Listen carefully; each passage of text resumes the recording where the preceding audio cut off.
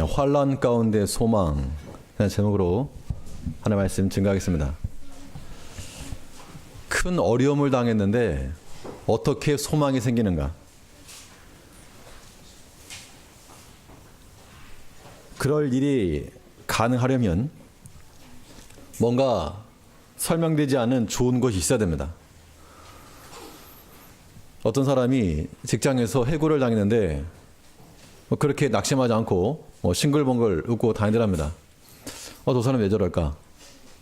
알고 봤더니 꿈에 그리던 복권에 당첨된 겁니다. 그래가지고 회사에서 그만두게 됐어도 그냥 좋은 겁니다. 그냥 믿는 구석이 있으니까. 우리가 큰 환난 가운데서 소망을 가질 수 있으려면 우리도 그 믿는 구석들이 있어야 되겠습니다.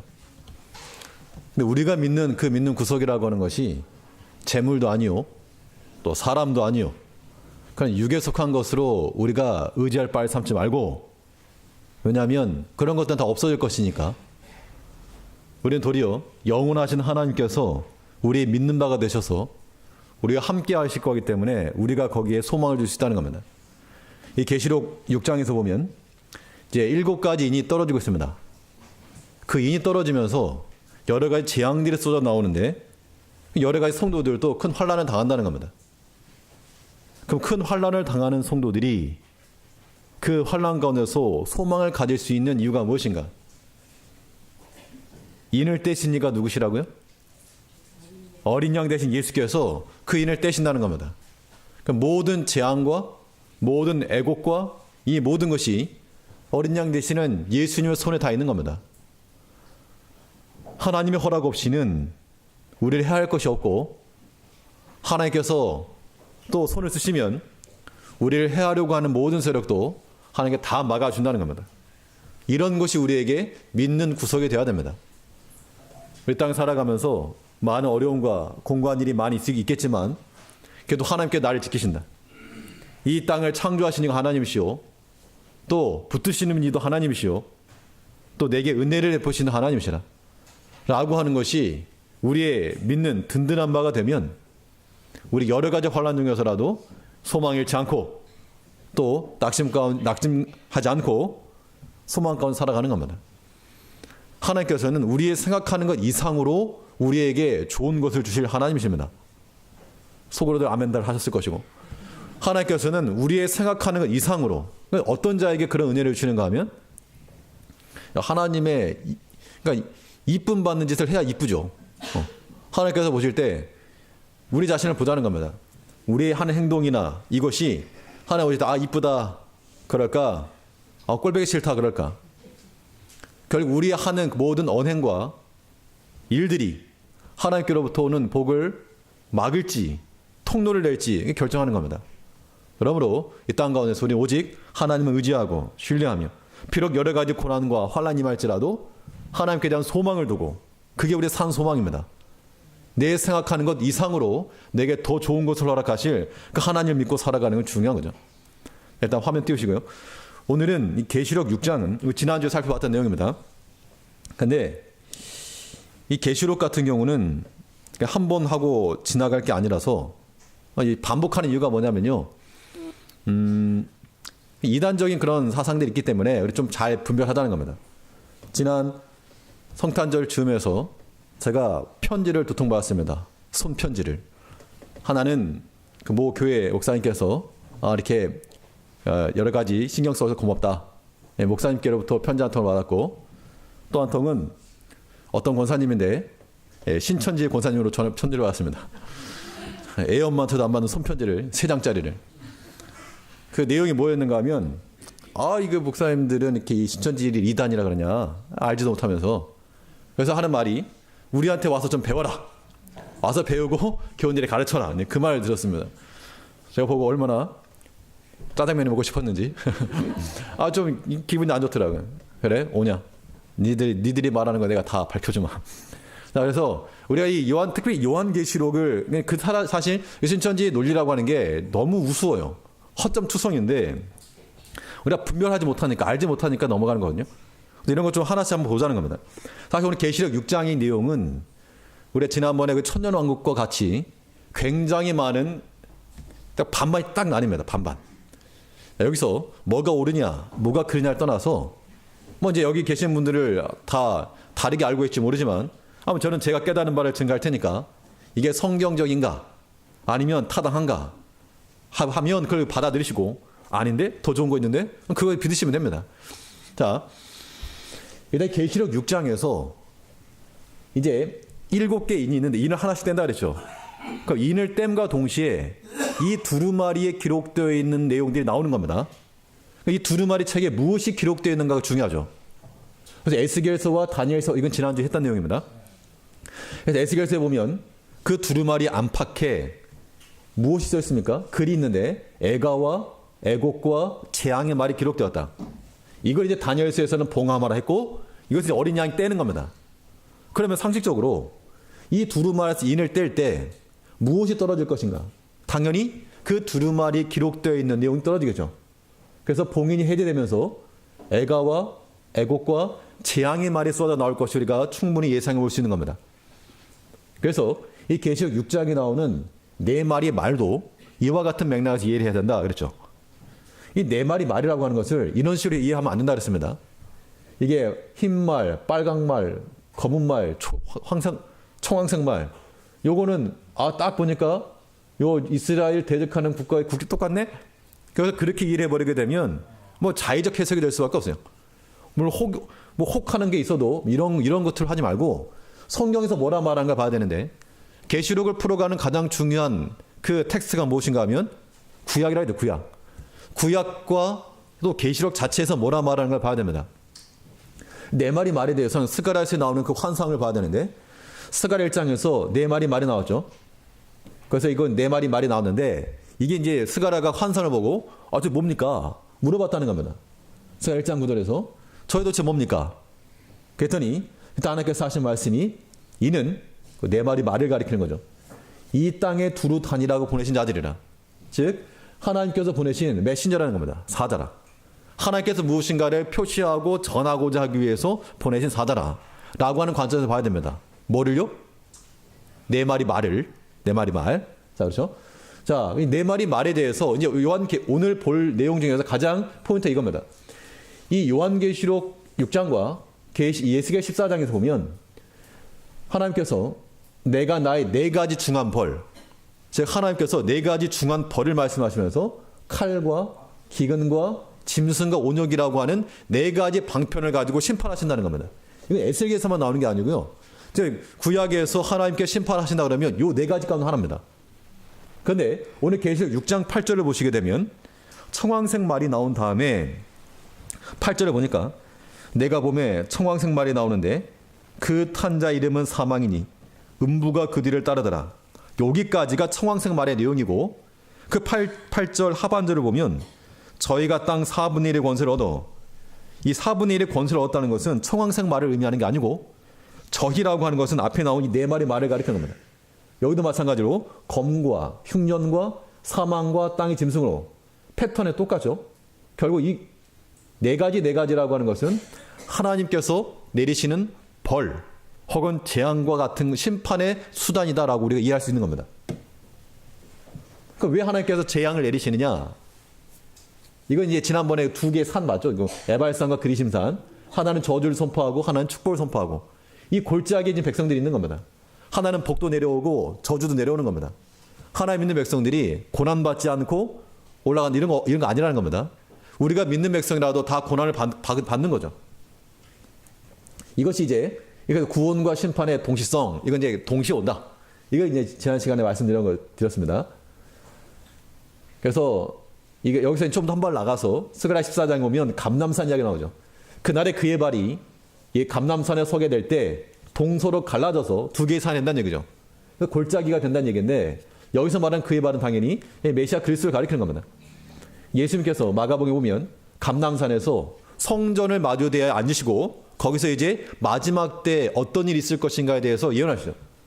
그때 첫 번째 징조가 무엇이냐면 무슨 징조가 있겠습니까? 라고 물었을 때 예수님께서 하신 첫 번째 징조가 이걸 감람산에 대한 감람산에 예수 있게 나와서 구원 온다는 걸 보여주는 거고 너희가 사람의 미혹을 받지 않도록 주의해라. 사람의 미혹. 자, 마지막 때 사람의 미혹을 받지 않도록 주의해라. 그리고 그 다음에서 민족이 민족을, 나라가 나라를, 이건 전쟁이죠. 칼입니다. 칼 전쟁. 처처에 지진이 있으면, 지진 나면 뭐 손도 못 쓰고 죽는 겁니다. 기근이 있으니 흉년이죠. 즉 앞에 나왔던 네 가지 벌에 대해서 칼과 기근과 흉년과 짐승과 온역, 이것들이 하나님의 심판의 수단으로 쓰인다는 겁니다. 여기까지 지난 시간에 드렸던 말씀이고, 그래서 재난 시작점에서 칼, 기근, 온역, 짐승으로 심판하시고 사람의 미혹을 받지 않도록 주의해라. 그래서 오늘 이 네 가지가 무엇인가라고 하는 것들을 한번 네 가지 말을 통해서 한번 보자는 겁니다. 자, 이 네 마리 말이 상징하는 것도요, 결국에는 요 검과 흉년과 사망과 땅의 짐승으로서 죽였다 그랬죠. 계시록 6장 8절에 보면 저희가, 여기서 말하는 저희라고 하는 것은 앞에 나온 네 가지 말을 가리키는 겁니다. 이 네 가지 말이 검, 흉년, 사망과 짐승이니까 각각 이것에 대해서 풀어가는 게 중요한 겁니다. 자, 첫 번째 흰 말이 나오는데요. 자, 흰 말에 대해서는 참 말하기가 어려울 정도로, 왜냐하면 복음주의 진영이라고 해도 흰 말에 대해서, 그러니까 결론을 말하면요, 이 흰 말은 예수 그리스도를 상징한다, 아니면 적그리스도를 상징한다, 이 결례가 쫙 나뉩니다. 그렇다고 해서 이게 복음주의 진영만 아닌 게 아니고요, 신천지도 이거를 흰 말을 그리스도라고 말하고, 뭐 순복음에서는 이걸 적그리스도라고 말하고, 그러니까 뭐 복음주의 진영만이 아니라 아무튼 뭐 이걸 보는 관점이 너무 다릅니다.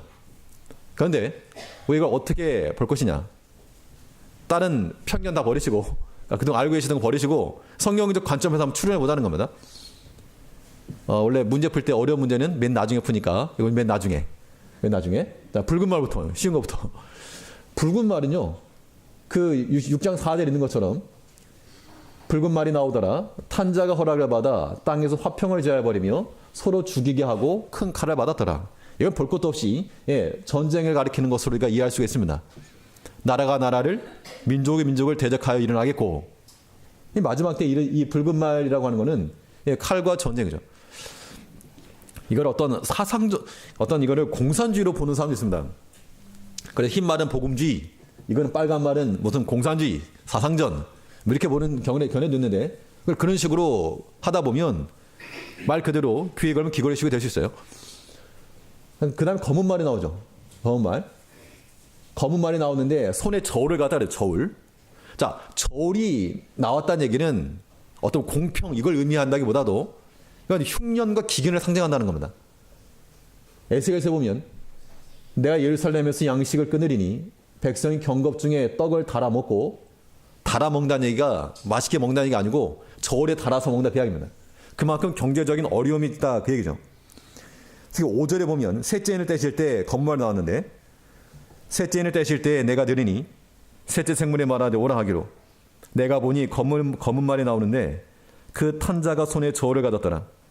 내가 네 생물 사이로서 나는 듯한 음성을 들으니 가로되 한 데나리온의 밀한데요 한 데나리온의 벌이 석대로다. 또 감람류와 포도주 해치 말라 하더라.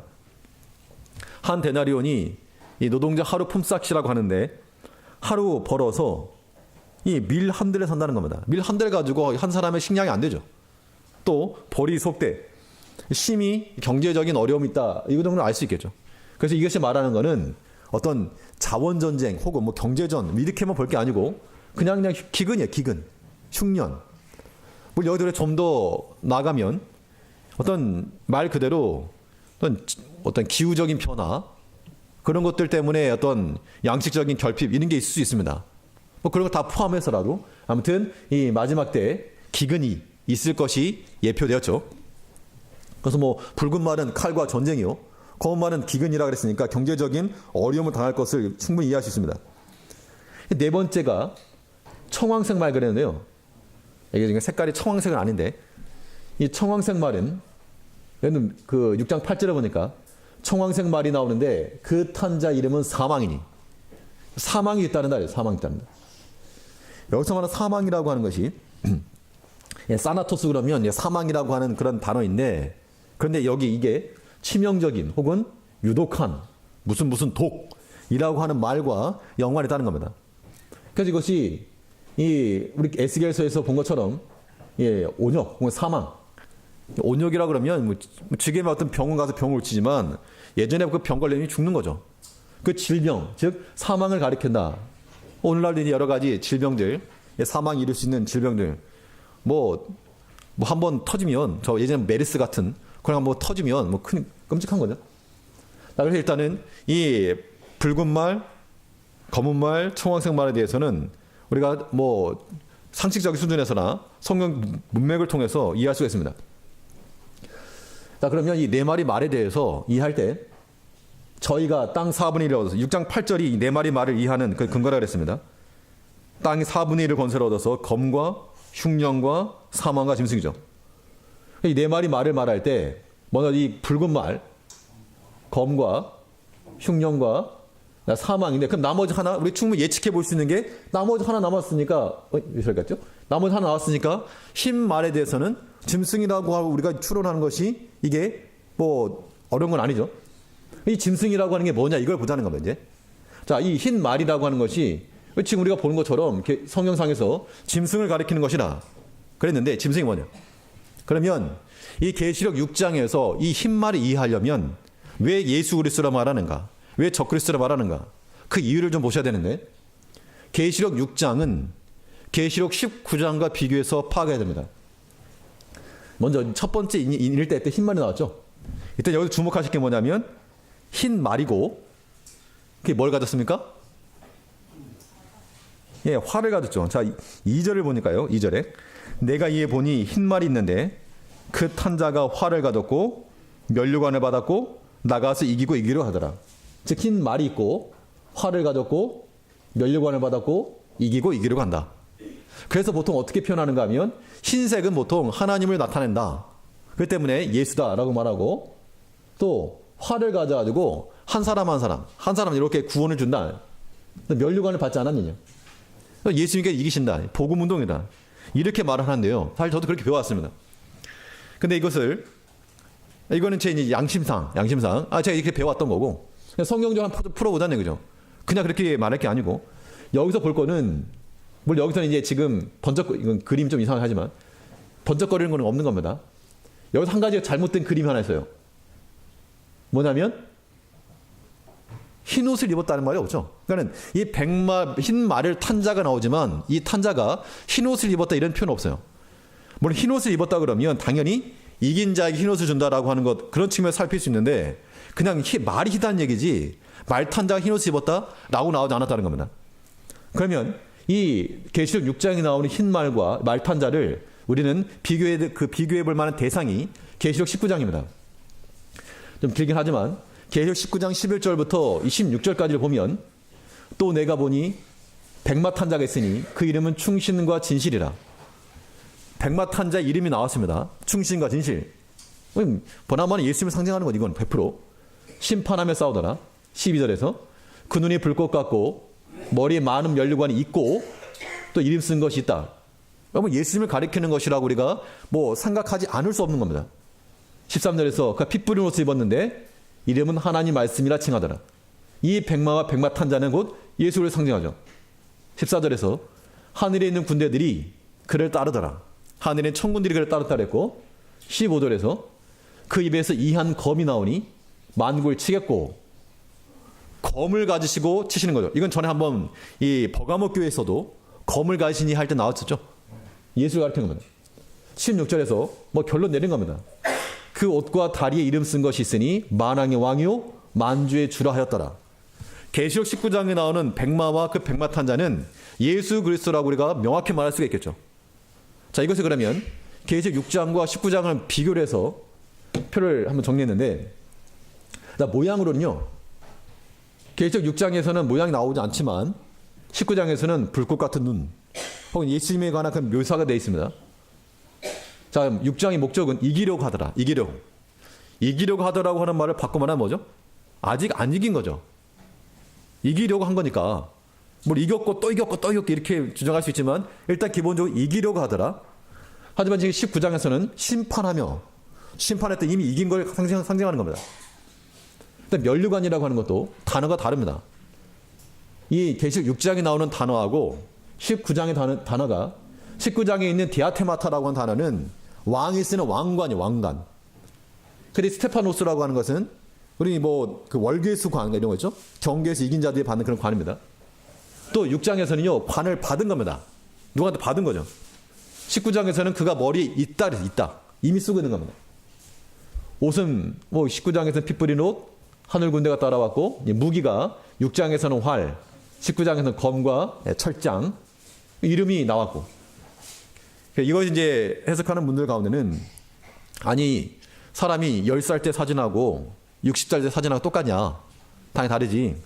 둘 다 예수를 가리킨다라고 말하지만 그러나 19장에서는 분명히 예수 그리스도를 가리키는 게 분명하죠. 우리가 말할 수 있는 건 그겁니다. 분명히 19장은 예수를 가리킨다.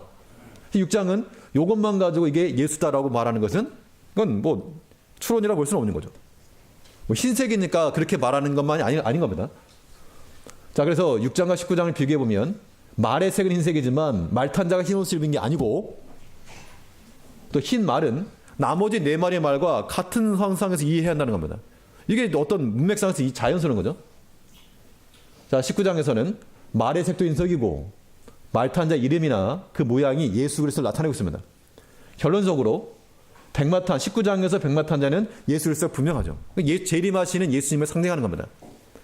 하지만 6장에서는 흰말탄자 그리스도라고 단정하기가 어렵죠. 우리가 일단 예수 그리스도라고 우리가 명확하게 말할 수 없는 겁니다. 자, 그러면 이건 누구냐? 그러면 정체가 뭐냐? 자, 그 흰 말의 정체. 이걸 또 우리 흰색이니까 예수다 그렇게 말하지 말고 이 흰 말에 대한 정체를 한번 보자는 얘기죠. 이것도 구약 성경에서 에스겔서에 보면 에스겔 39장에 보면요. 이 표현 나옵니다. 그러므로 인자야 너는 곡을 쳐서 예언하기를 여호와의 말씀에 로스와 메섹과 두발왕 고가 내가 너를 대적하여. 로스, 메섹, 두발 왕의 이름이 곡입니다. 곡. 근데 이 곡이 이 이스라엘을 지금 대적하고 있는 그런 존재라는 얘기죠.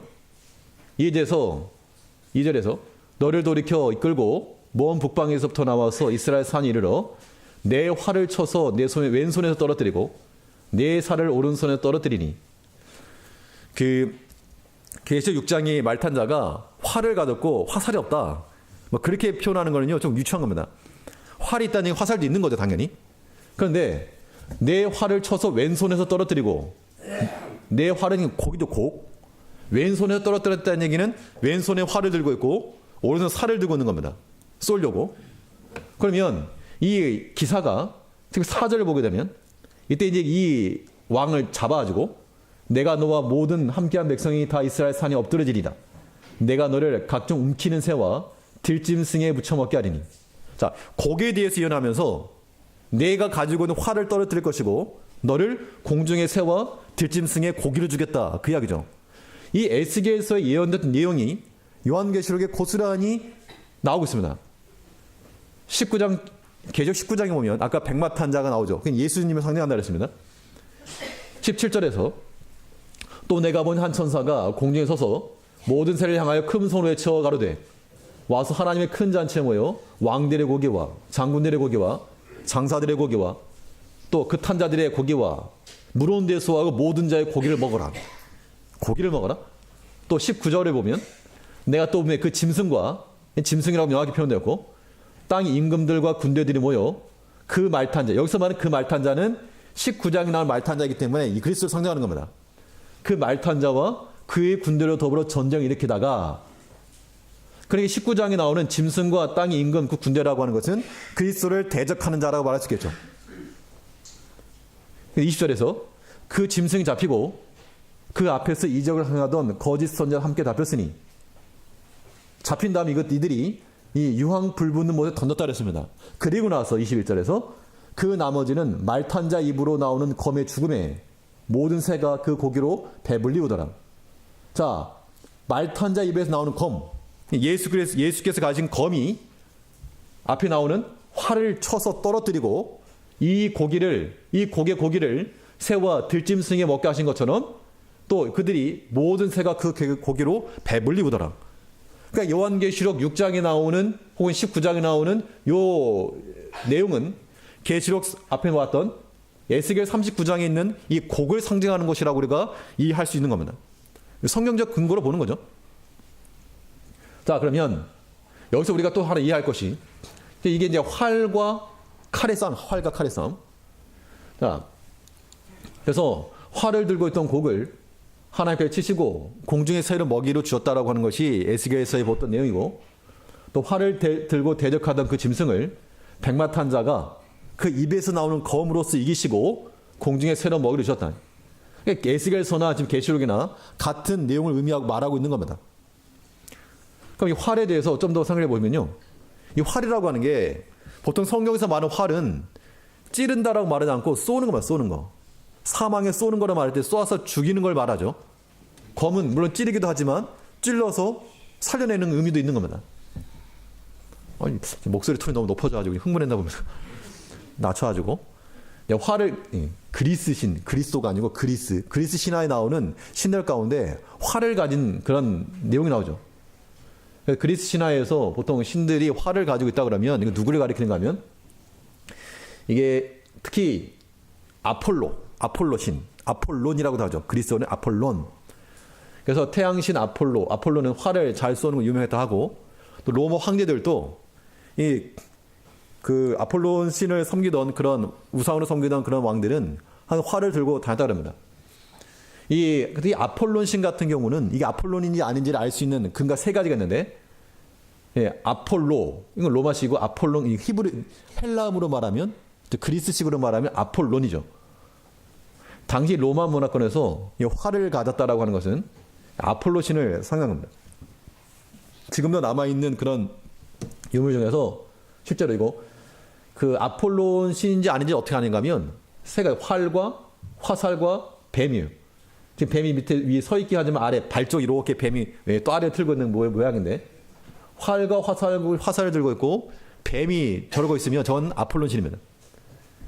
근데 이 아폴론 신에 대해서 계시록 9장 11절에 보면 저에게 임금이 있으니 무적행의 사자라, 히브리음으로는 아바돈이요 헬라음으로는 아볼론이더라. 아폴론을 의미하는 거죠. 어떤 이게 어느 유의지만 그 당시 활을 들고 있다라고 하는 것이 그리스도를 대적하는 자의 모습이다라고 하는 것을 지금 보여주고 있다는 겁니다. 자, 그래서 아주 이 내용들은 제가 홈페이지에 올려놓겠습니다. 그래서 이 정체를 단위 결론 내는 게 이겁니다. 흰 말 탄자가 누구냐? 말 탄자가 누구냐? 우리 여기 관심 있는 게 아니고, 흰 말이라고 하는 것은 요한계시록에서 본 거와 또 예스겔서에서 본 바와 같이 이 땅의 짐승을 가리키는 것을 이해할 수 있는 겁니다. 그렇죠? 그러니까 그 땅의 짐승인데, 이 짐승이 뭐 호랑이나 사자가 아니니까 지금 분명히 계시록 19장에 본 것처럼 백마탄자, 그리스도를 대적하는 짐승이라고 그러죠. 이게 에스겔서와 똑같은 내용을 말하고 있는 거니까. 장차 그렇게 해서 멸하실 자요, 우상의 경배하며 그를 따르던 자요, 마지막 때 미혹해 하는 자라. 예수님께서 마지막 때 징조 가운데 하나로서 사람 미혹을 받지 않도록 주의하라. 그렇기 때문에 우리가 이 흰말에 대해서는 이렇게 이해할 수가 있을 겁니다.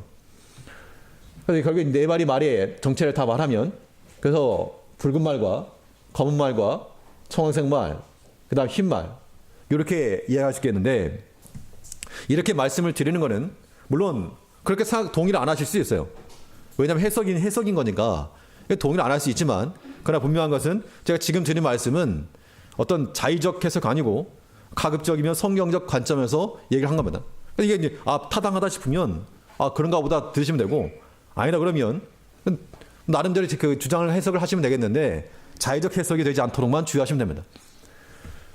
자, 결론입니다.